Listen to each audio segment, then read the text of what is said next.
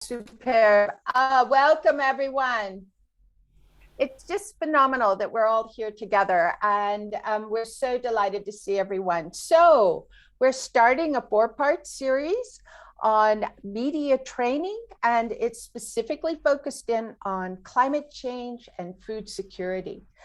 The training series is being organized by the Center for Coordination of Agriculture Research and Development of Southern Africa, and that is CARDESA, in collaboration with the World Bank funded Accelerating Impacts of CGIAR Climate Research for Africa, ACRA, and it's also supported by the Comprehensive Africa Agriculture Development Program X Pillar 4, CADP XP4, program which is funded by the European Union and administered by the International Fund for Agricultural Development.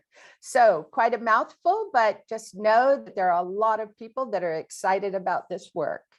So thank you. I'm going to do a quick poll next. And we always like to see what the mood is, how people are feeling when they first join us, when they come in from the rest of their day. So how are you feeling today? Energized? Are you doing pretty well? Are you just here?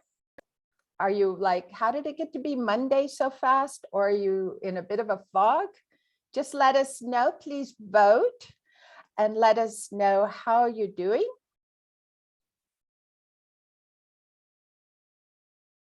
And we'll wait until we have a good number of votes, and Pierre will let me know, and we'll just see how we're doing.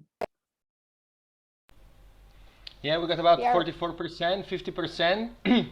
Let's wait a few more seconds, also because we've got participants that are still coming in, which is great. Yes, super. And maybe a few more folks, if you could vote. Would like to get around 70%. 65 maybe, 70, 75, something around that number. So a couple more before we close the poll and we show the results. All right, so I'm gonna close in 3, 2, 1. So the poll is now closed and you should all be able to see the results in your screen. Okay, fantastic. So the majority of us are ready to go. We are energized on a Monday. And we do have quite a few that are doing very well. And we also have a few that are in the I am here, is it really Monday? And I'm a bit foggy. So stay with us. We hope that we can help you emerge from the fog and register that, yes, it is really Monday as we go along. So thank you for that. Thank you for submitting your votes, and thank you, Pierre. And one thing I am going to invite everyone to do is to write your name and your affiliation in the chat box, just so we've got a sense of your name and your affiliation, and also so we can start to get a sense of who you are and when we call on you. So let me tell you a bit about all the people behind this program. So the lead trainers are myself, I'm Constance Neely, and my co-trainer is Sabrina Chesterman, and we are both focused on climate change and foresight and food systems, and we happen to also be facilitators. So, so we're delighted to be with you today. We have a fantastic communications and research team, several of whom are on this call. Lily Silagi, Deborah, Amanda, Bridget, Kakua is here. Pierre, you have met. And we're going to be having a number of guest speakers, and we're really delighted about these. So we're going to have one guest speaker for each of the 4 sessions. So that's just absolutely brilliant. Now I come to our oversight, and I am, we have Dr. Philip Thornton, who is not with us in this session, but we have Dr. Baitsi Podisi, who is with us, and Dr. Podisi is the CADP XP4 Regional Program Coordinator, He has the overall responsibility and technical implementation of the program, which takes care of coordination, planning, stakeholder engagement, execution, and reporting. And he serves as the regional coordinator for the SADC, Southern Africa Development Commission, sub-regional focus on animal and genetic resources. And as in CARDESA, he was the research and advisory themes thematic coordinator. So I'd like to invite Dr. Podisi to make some opening remarks and welcome us. And we're delighted you could join us. Nili, thank you very much for your generous introduction. Ladies and gentlemen, good everybody to our colleagues who are not new to this, the ICRA team. And Pierre, who's always been facilitating our meetings, please, it's a pleasure to see you, colleagues, once again, as we do this training. As I've already been introduced, by Baitsi Podisi, I'm going to just make these brief remarks on behalf of the CADESA Secretariat.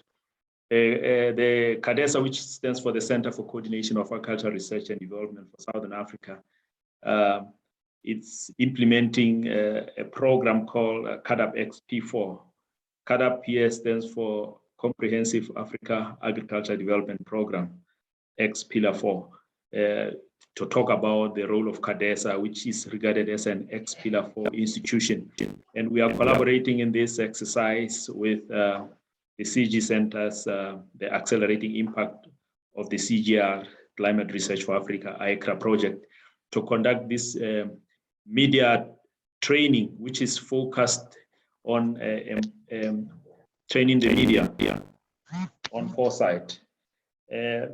This area of foresight is quite an interesting area for us, and I'm happy that this is one of the few trainings that we've held together with our partners in the CG system, particularly CCAFs, and working with our partner contact person Sabrina and her colleagues on this matter. And particularly, we are happy this time that we are extending this opportunity to the media, who are an important player in relaying messages to the stakeholders that we work with. CADESA is a SADC subsidiary that was created by SADC member states to coordinate cooperation in agricultural research and development. And we work with various actors in this space, your typical research institutes, the international research centers. We work with universities, the departments of agricultural extension in the member states, and even the private sector or the non-state actors who are active in the field of agriculture. And we all agree that the issue of climate change, for example, is an important phenomenon that is affecting a number of sectors in our countries, including the agricultural sector. And the tool that we are going to, this concept, the use of these tools that we are promoting is quite relevant for us to respond to the changes in the environment due to the warming of the environment, as we typically call it, climate change. And this is happening at a very interesting time as a build up to the COP26. This is the conference of parties that is going to deliberate on the issues of global warming, to see what the global community is doing and evaluating the success and the challenges that are ahead of us to try to slow down the warming of the environment. And CADESA is happy that we are trying to capacitate our stakeholders on the use of tools that can be used as a way of planning for some of the future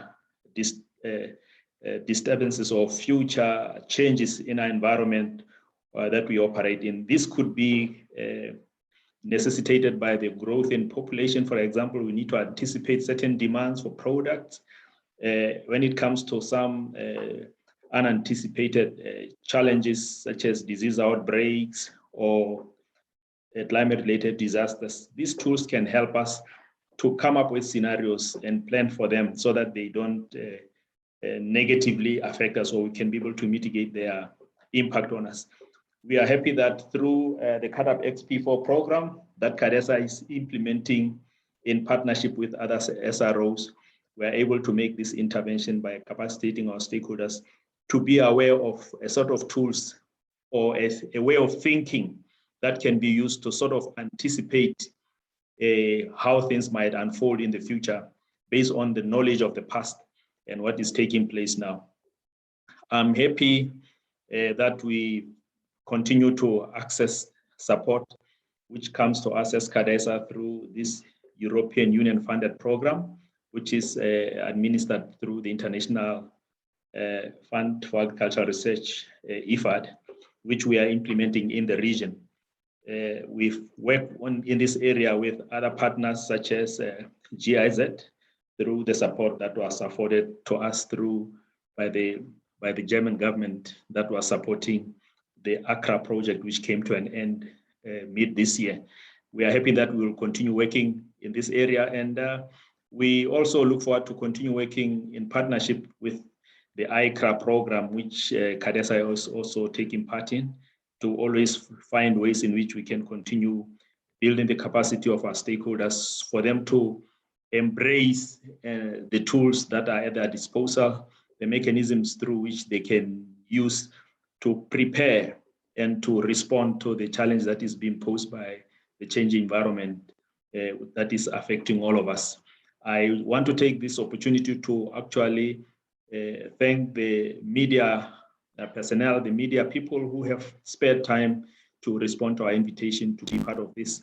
And of course, to appreciate the input from all the resource persons that are coming from the CGR system that have afforded and given this exercise their due attention and commitment. We are very hopeful that this will continue building a resource which we continue to avail through our websites, such that people can go back to these notes and continue learning about what was covered in this, and also refer their colleagues and peers to go and empower themselves by visiting our websites to continue accessing these resources. So on behalf of my colleagues at CADESA, Bridget Futi, who have been working with the CGI team, and of course on behalf of the Executive Director for CADESA, Dr. Cliff Dlamini, we want to welcome you all and appreciate this partnership, and we hope you'll find this interaction quite useful for all of you, and we look forward to for you having a very pleasant experience out of this virtual learning. Thank you very much, Director of Ceremonies. Over to you. Thank you so much, Dr. Padisi. Those were outstanding remarks, and you've given us a lot of background, and you've given us some good direction. So we will look forward to reporting back after the 4 sessions. And we so appreciate you. Thank you so much for joining us this afternoon. Fantastic. And as long as I'm still on the training team, I want to also introduce Serge Dali and David Asyam, who are serving as our interpreters. And so we want to make sure that if you would like interpretation into French, that you choose the French language at the bottom of your screen where it says interpretation. All right, let's move on and talk quickly about the objectives of this training for the 4 sessions. We really hope that we can contribute to creating networks of climate change and agricultural media representatives across the continent. We want to increase awareness and understanding and science-based insights on agriculture and climate change in Africa. And we very much want to work with our participants to develop stories that are simple, powerful, and accurate, and resonate with the lives of the audiences. So we've got 4 parts, as I've mentioned. And so today we're going to be setting the stage, and we are looking at the introduction to climate change, resilient food systems, long-term thinking and foresight, and communicating for behavior change. And then in the next Wednesday, we'll be on communicating from a deeper understanding. The following Monday on credible sources and effective communication. And then the last session will be on application and feedback. And again, we have some really exciting guest speakers with us. Now, in terms of participating, I think this is not new information. We invite you, as Pierre has already said, please to stay muted unless you're speaking. Please share your views throughout. Use the chat box to register your questions, to register your comments in English or in French, or raise your hand and you can be called on. Be comfortable. This is a working workshop. Please keep to time. Help us with concise interventions. And of course, you can take notes, but there will be a report that is going to be shared. Now, for those of you that are going to be with us for all 4 sessions, there is going to be certification. So you will receive a certification from Cardessa, from ACRA, that you participated in the training, but you'd have to be there for the 4 sessions. So thank you for remembering that, and we look forward to seeing you at each session. So today, what we'd like to do is understand your expectations. We're trying to learn a bit more about you. We'll be introducing climate change, introducing the Foresight methodology in terms of future thinking. And we'll also talk about how media messaging can support long-term thinking and catalyze short-term actions. So our sessions today, this is just in a more graphic form. We will be going through this set of activities as our agenda, and we're delighted that we will have David Duarte, who we will introduce a bit more at a later stage. And he's going to be our guest speaker today. So now we do want to get to know you a bit better. And so we ask that in the chat box that you fill in the blanks of this sentence. So I describe my role in journalism is this: my media or different media are these, and my audience, my main audience is who. So it's a 3-part fill in the blank. And if you could just type into the chat box and let us know your role in journalism. Are you a reporter, a writer? Are you a radio host? And your medium is it social media? What's your medium? And your audience is whom? Who is your main audience? Could be the general population, but if it's a specific audience, please let us know. So and I just wanted to... If you don't work as a journalist, that's fine. If you just maybe describing your role in communicating your sort of wider link or role in communication or media, or potentially foresight. So yeah, if you want to fill that in, if you're not a specific media role right now. Exactly. And yes, because we did hear we've got some colleagues from the ministries and from donor organizations and projects. So we'd love to hear more about that as well. So are we getting any responses, Sabrina? No, not yet. But just in terms of time, maybe we can come back to these as we keep going through them. We haven't seen any yet.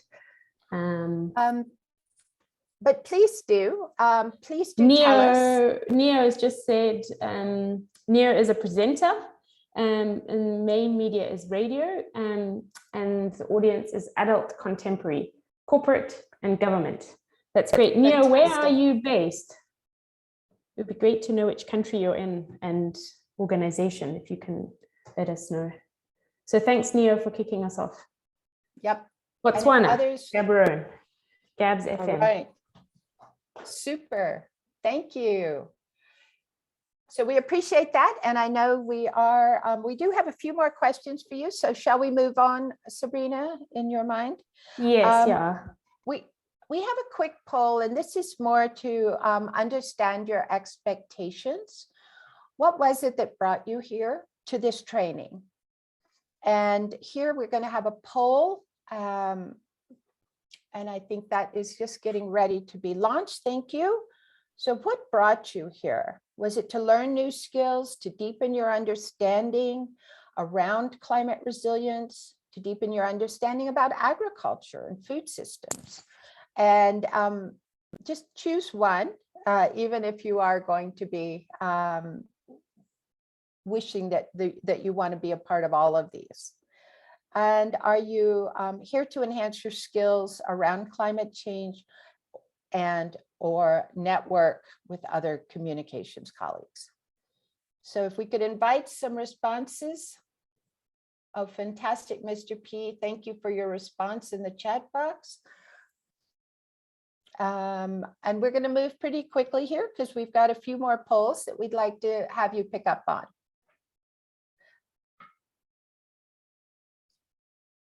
I know we're asking you a lot of things right here at the beginning, but it makes a big difference. It also helps us continue to adapt so that we give you the best training possible.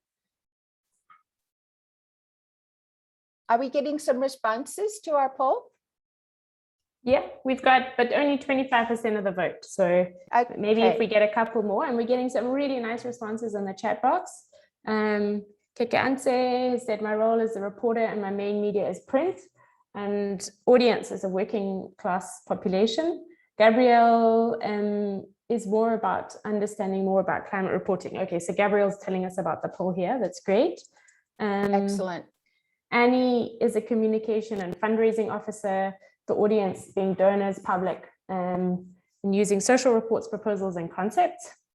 And Kelvin Timber the role is more in terms of a reporter on radio, and the audience is general public. It's really nice to see so many radio presenters here. We're going to learn a lot. Absolutely. And Lorraine was saying she's really interested in more about food systems and climate change, and she's based within the Ministry of Agriculture. So I'd say let's end the poll, Pierre, and let's move on to the next one. Okay, super. And so let's just see some of the quick results from the poll. All right, so we've got a relatively even distribution. We have less around the networking and the most around enhancing the skills around the topics that we'll be covering. So thank you so much for sharing those. We will hold on to those responses and continue to work towards those expectations. So we have another poll here, and this is about your knowledge of climate change and its impacts. All right, so let's just see what the level of understanding around climate change is. Have you studied the topic? Are you very well versed? Are you comfortable with the topic? Or do you have a minimal understanding and you want to learn more about what climate change is and how it impacts us?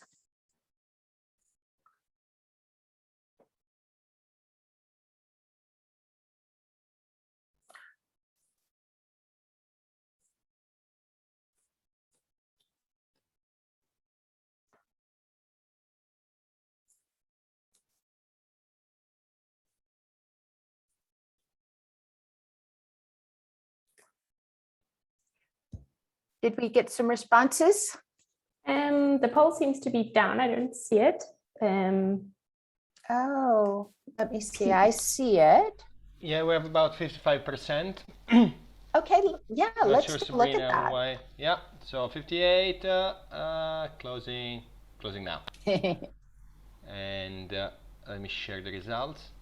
You should see them now, Sabrina and Constance.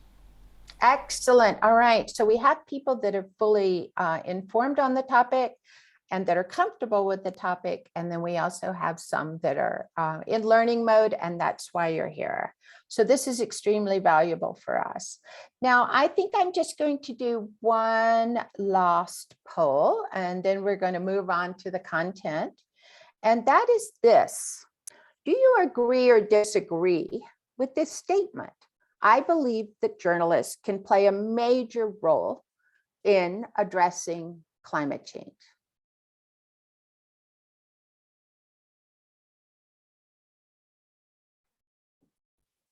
I believe that journalists can play a major role in addressing climate change.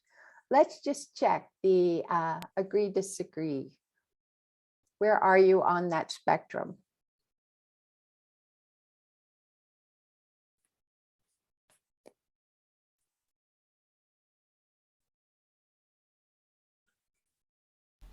Yeah, this is faster in terms of getting replies. We got already 64%.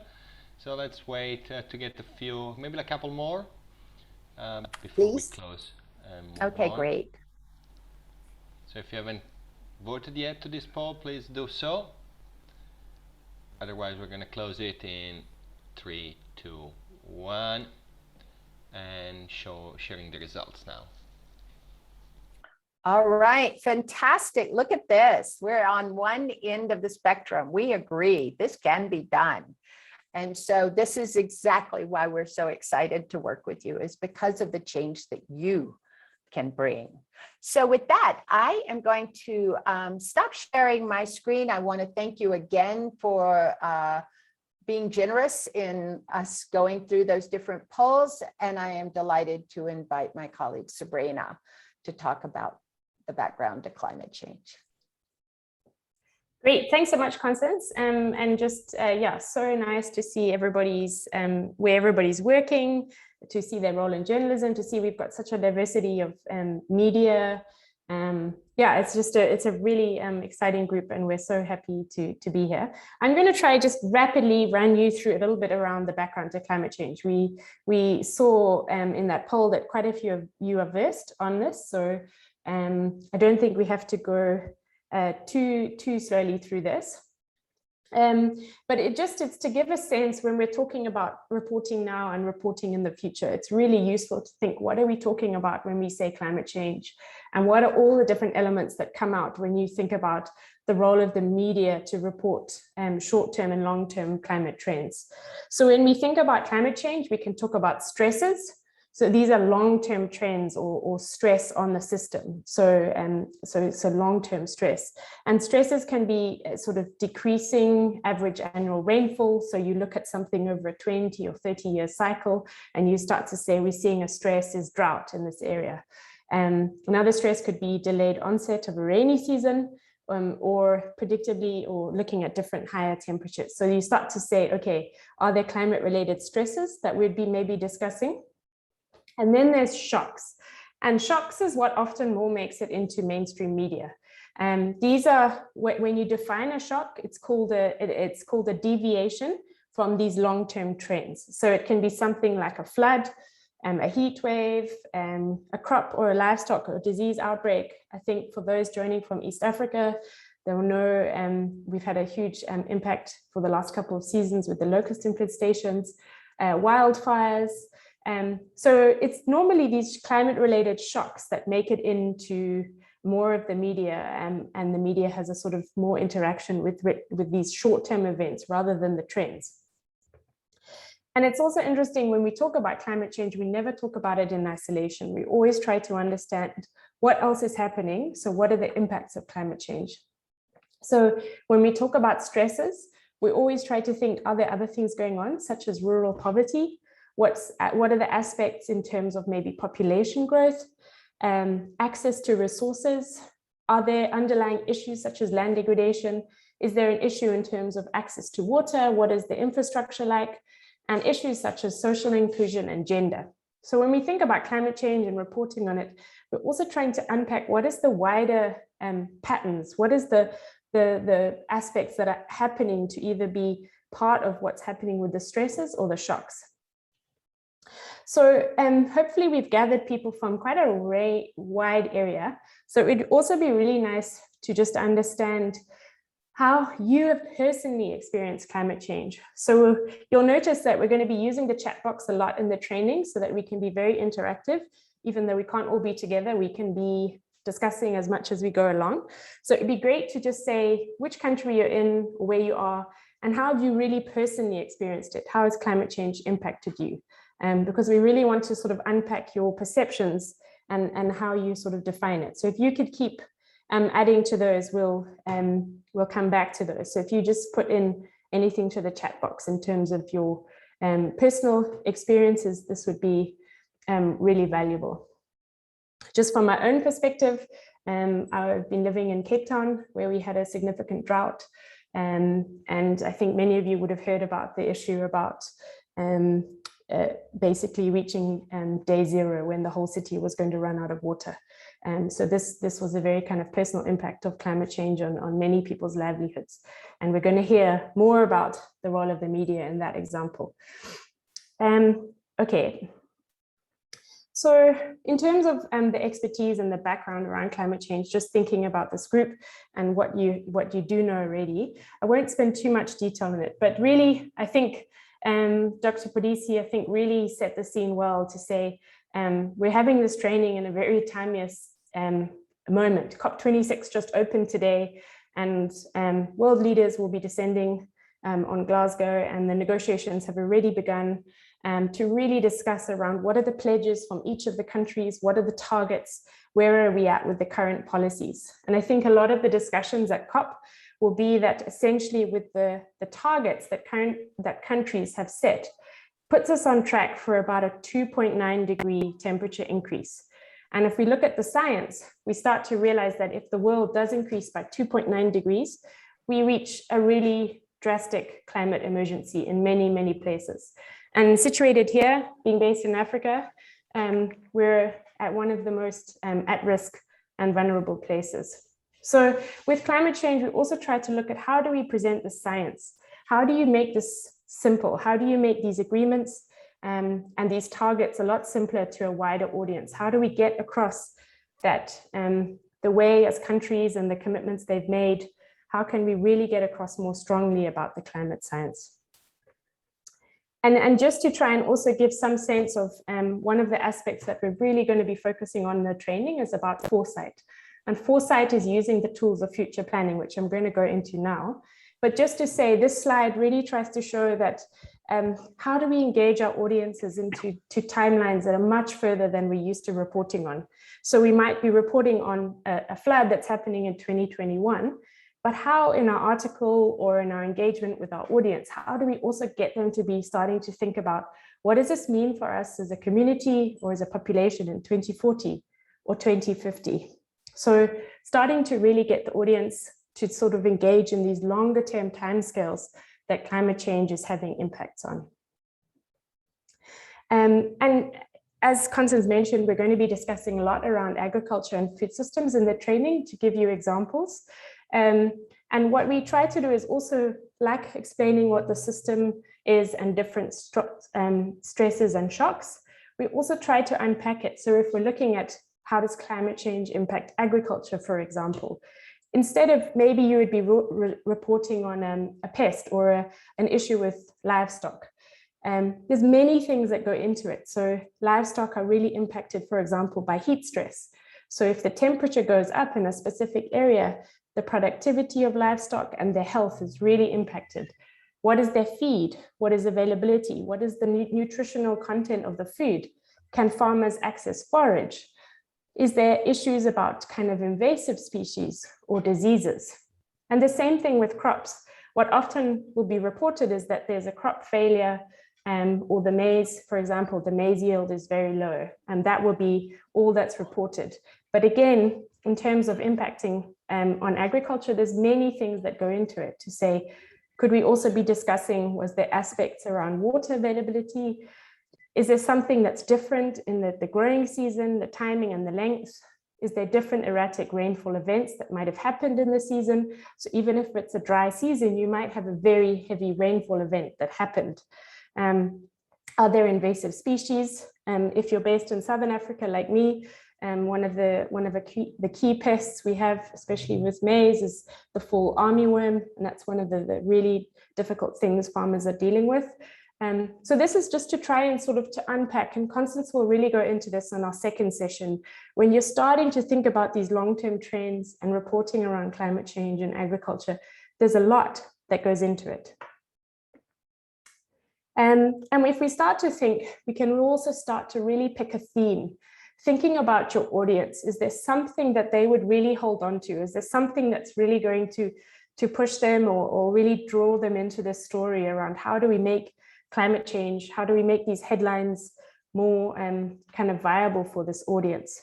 So if I took an example again from Southern Africa, because this is some of the recent work we've been doing, if we were to characterize what's happening now in terms of 75% of the region is arid, and it's characterized by high climate variability. So if you unpack that, you start to see that a region that's got 16 countries, over 75% of that whole region is dry, and it's experiencing high climate variability. So you start to think, wow, across Southern Africa, there's really a big issue around variability and how climate change is having an impact. And then depending on your audience, you can start to really unpack, are there trends? Are there things that are really going to be a decrease? And if we start to look many, many years into the future, and what we try to do with these Foresight tools and processes is to really take 30, 50, 60, 100-year differences into account. And you'll see, if you're following a lot of the negotiations at COP, a lot of the popular media is trying to use these very conveying scenes of what places might look like in 2100 to say, we're heading towards an apocalypse, we're heading towards an extinction. And we're going to show you some examples of that in the training about how they're really using these very persuasive means of getting these things across. I won't go into this too much, but in terms of the modeling with climate change, what often is not reported or doesn't get into the media is some of the science. And because often it will look like this, it will be a graph, it will have quite a complicated citation or quite a complicated explanation. And as the popular media, this becomes very hard to show. So what we try to do is, instead of the bottom, which might talk about the model or how it was calculated, how do you just unpack a key trend? How do you say, by 2059, much of the north and west of the SADC region will experience drought? So you say, what is the date this map or model is trying to show us, and just what is the key trend? So it's just trying to say, although a lot of the science seems quite daunting, if you can just pick one trend, these become quite powerful visuals to get across and to give the rigor to a story. And the same thing here, this would just be picking something about extreme rain and showing where there might be extreme rainfall or flooding. And if you were, say, for example, based in Mozambique, and you look to this map, you can see that by 2060, Mozambique is going to be having a huge rainfall increase in some areas. And these are extreme rainfall events. So when we start to talk about the cyclone that hit Mozambique, Cyclone Idai, and we start to look at these maps into 2060, you can start to think, wow, this is going to be, those kind of cyclones are going to be very regular events. And how do we prepare for it? So it's this sort of information that as a media person, you can start to bring richness to your story and to your reporting, and engaging your audience into this long-term planning around climate change. So I've kind of gone over this, so I think we can leave that. I'll just look at the time. Yeah. So in terms of a chatterful, I think, and thank you so much for everybody who's been describing how it's been affecting them.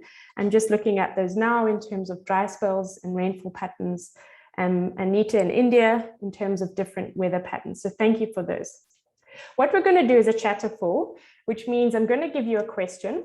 You're going to think about it, and then together we're going to release all the answers. So think about it. And when I say chatter, I want you to press send. And it's like a waterfall in the chat box. We'll see everybody's advances. So the question is, how will you be experiencing climate change in 2040? So we're in 2021 here. That means 20 years in the future. So however old you are now, think about yourself in 20 years' time. What do you think is going to be your experience of climate change? So remember, just think about it, and then I will say chatter full. So have a think, 20 years time, what will you be experiencing climate change? Okay, is everybody ready? And go. So let's everybody add their things. Food insecurity, extreme heat and drought. Great. Don't worry too much. Temperature change, pests. Oh gosh, yeah. These are all drought. Disease outbreaks, yeah. There's going to be a lot of these kind of impacts. conflict. Great, so thank you so much. Keep those coming, and we're going to have a few chatterfuls in the training, so we'll get better at our rapid responses together. So I just wanted to kind of conclude on this quick section around this introduction and framing on climate change.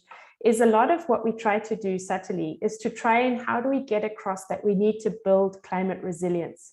How do we, as a community, as a country, as a specific audience, how do we get across that we're trying to build resilience to deal with these stresses and shocks and keep functioning in the same way, and ideally be able to adapt and move forward positively?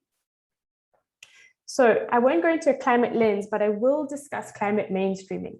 So there's many framings around climate change. And one of the issues that we try and get across is climate mainstreaming. And I'm really glad to see in the poll that there was a lot of response to say the media have a very, very strong role in terms of addressing climate change. And I would try and say in the training, what we're trying to get across is that in terms of your profession, you are climate mainstreamers. You have a critical role to influence policies, to influence audiences, projects, and this is at local and national scale, to really get climate concerns and how do people adapt to the forefront of people's minds. So as media personnel, climate mainstreaming is one of the most critical kind of roles you have. So there's another poll on futures, but I think we will run this next session, which is no problem, because I just would like us to kind of move on to transformation. And before I sort of introduce Foresight and why we need to look forward thinking, and I think we can build a couple of quotes in terms of COP over the next few weeks. We're going to be really following the negotiations and bringing things in.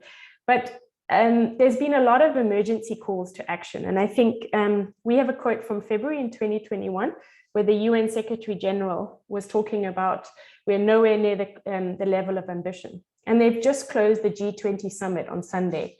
And in fact, Antonio has laid an even more impactful summit sort of speech yesterday, saying we have to have climate ambition, otherwise we're on course for a dramatic climate emergency. So that's why it hopefully really sets us up in terms of how important planning for the future is. Constance, I see you on. Is there anything you wanted to say? Okay, great. So, so we are going to now do a rapid introduction of Foresight. And I think, again, I will just go back to Dr. Podisi's introduction to the session. And I think he did a brilliant job to say why we're investing so much time and capacity to really look at Foresight and try and build this skill set across Africa as a whole. And we're really glad to see we've got participants from different regions as well. So here's a brief introduction to Foresight, and we're going to unpack this through several methods and tools over the next sessions with you in the training. And again, we'll run this poll on Wednesday in terms of future literacy, just in the interest of time. So Foresight, it's a set of tools and methods to practically help us move towards the future we want. So we really think of it as a set of skills, tools, and methods. So if someone said, what is Foresight? Are you a Foresight practitioner? Do you use Foresight in the media? We want to really try and introduce it as a set of tools and methods that help you plan and move towards the future you want. So what we do is in a Foresight process, if you were to run a whole Foresight process, we look to the past, and then we look and try and envision a present future that we want. So we start to say, okay, can we look historically at trends? Can we then predict 2050, 2060 into the future? And then can we say, okay, what strategic decisions and changes do we need to make today to get to that future that we need to get to? So there's 4 guiding questions in a Foresight process. And I think as in terms of applying this to media, these are really great questions actually. And often I think in terms of how you build a story, these actually relate quite closely in some sense. So with a Foresight exercise and having a Foresight lens, we say what seems to be happening, what's really happening, what might we do, and then what do we need to do? And the what might we do is a very specific foresight skill set, where you're able to try and think about different possible futures. So I'll go over these definitions, but again, we will be sharing the slides, so I don't want to spend too much time unpacking each definition. But again, just replaying that foresight is about these structured tools and methods. And what we're here to do over the next 4 sessions is try and unpack some of these methods and tools and apply them in terms of your work in the media. And so what you will come out with is really starting to emerge with this skill set around futures thinking, to be able to really structure, how do I think about the future and what are the different methods and approaches? How do I really start to engage my audience in this idea of thinking about the future and being a future thinker? And just some of the key things we try to think about with foresight is often we think about what is driving change. What are the key drivers? What is really shaping the future? And that relates back to unpacking what's really happening. And Constance is going to build out what a system is on Wednesday. So you'll really be able to understand what drivers are. And really, I hope that this inspires you as a foresight, an emerging foresight specialist, is that the future can really be impacted. And we have the power now to be able to unpack a future pathway and then build different plans towards that. And so just reminding you that foresight has these 3 timeframes where we look into the past, we assess what's happening now, and then we look and anticipate into the future. So there's these 3 core timeframes. And I'm just looking at the time, so I'm just wondering how much I go into. So just to show back to this one, that foresight is kind of split into 2 key processes. We look at what's happening now, and we have a whole set of tools and methods, which we're going to unpack on Wednesday around what's the situation. And then in terms of long-term planning, we then will unpack some of those next week and how they relate to media and how do we use some of these tools and processes in the way we report. So just to give you a sense, foresight as a skill set and toolbox, there's many, many things you can be doing, and the way you use foresight or do it is very particular to an individual and an audience. So really saying that there's no standardized way of doing foresight. It's really a method and a process that would be specific to what you're doing. And in the training, we're going to be drawing around agriculture and climate change linkages to really play on this. And yeah, I'll just remind you to please register your questions in the chat box, and we'll make sure to have a good Q&A at the end of the session. So foresight really is aiming to equip you with the adaptable skills. How do we assess change and plan for a different future? So I really feel, I hope this is like a learning outcome you would get excited by in the training, is to say, maybe in the way I've been reporting around agriculture or climate change, maybe it's more to do with a shock event. How do I really try and equip my audience to think, what are the adaptations we might need? How do we maybe need to change or plan for this different future?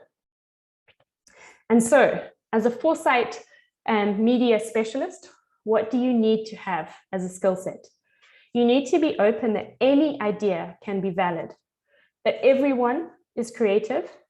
You need to have this really radically curious mind. You need to be open to all possibilities. And importantly, you need to have a neutral viewpoint in who you interview, and the stories and the evidence you bring in. You need to be neutral. And you also need to be able to drop old ideas that are no longer needed. Are there taboos, or is there something that might be impacting how you would think about the future? So these are some of the skill sets you might need to have. And characteristics. What does a future really think? A future think look like? So potentially you're terrified and determined and optimistic, because I think a lot of, and if we see with COP26 now, a lot of the media has tried to get this balance. How can we be optimistic and get people engaged into the argument without reporting that COP is going to be a failure or the negotiations might not work?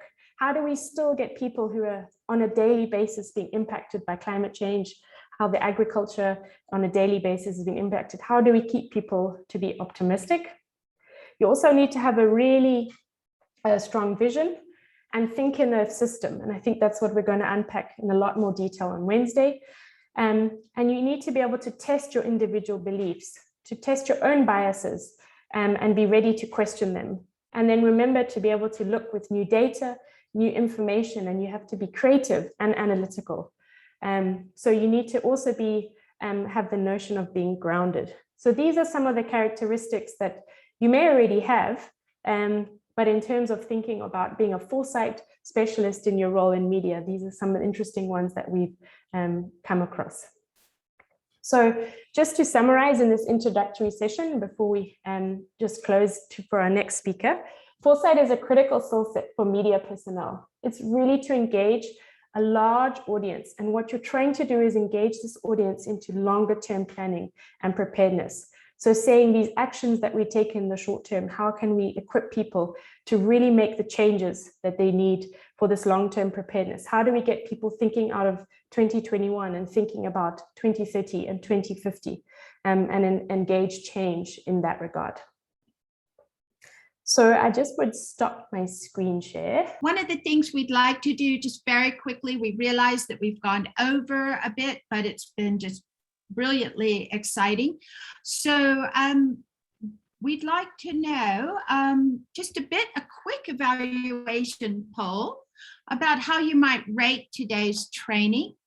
And so if we could show that poll, Pierre, then we could get a quick reaction. So 1 equals very useful for me and my work, and then you can rate anything up to 5, which is not useful to me or my work.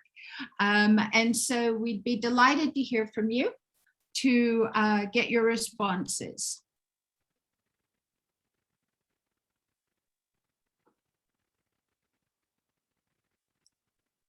And DJ Pierre, we need your music. We do. To close us off. Music is ready. All right, are we getting some responses here? Yep. Great.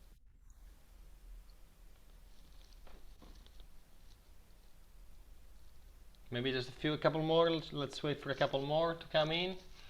Okay. I'm gonna close shortly. All right, if you haven't contributed to the poll yet, please do so. Otherwise, we're closing now in 3, 2, 1, and the poll is closed. And how did we do? All right, good. We've got a whole range, but at least the majority did find it useful, and in some cases, maybe not so useful, but no one found it just not useful. So that's really good to hear from you, because we, of course, do want to continue to adapt to make sure what we're presenting is useful. We hope that the learning outcomes for today really were around getting a little bit clearer picture about climate change, about how that impacts the food system, why future planning is so useful, the use of foresight to think into the future and look towards those preferred futures, and to understand the role of behavior change. So this has just been great, and I think that just want to remind everyone, we'll be here on Wednesday. We're going to be communicating from a deeper level. We're going to talk about systems thinking, causal analysis, extreme events, what's really underlying those, and communicating to diverse audiences. And I hope that'll also pick up on some of the questions that were coming in. So with that, we do welcome any comments for the training team that you'd like to register. And we will be at the same Zoom link at the same Zoom time. And if you want to put a comment for us, the training team, please do so in the chat box. And with that, thank you so much. And if you have the capacity to bring your screens on, to share your video, we would love to have the opportunity to give a wave, to tell you we really want you to enjoy your evening. We look forward to seeing you again on Wednesday. Please stay healthy. And thank you so much for joining us. Bitesy, thanks for staying with us. And Bridget, it was great.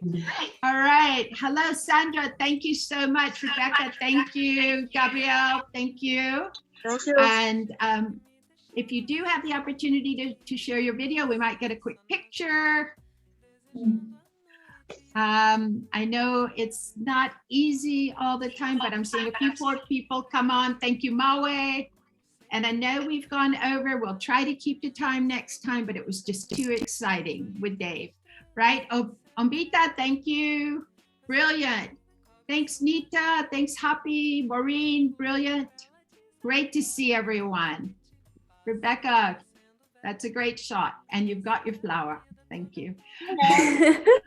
Thank you, everybody. Hi, Thanks so much for the Maureen. engagement and questions. And we look And forward to please seeing you on just, Wednesday. Unmute and say whatever's on your mind.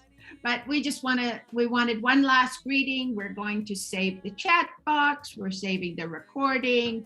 And we look forward to seeing you Wednesday for the next chapter. Thank you. Bye.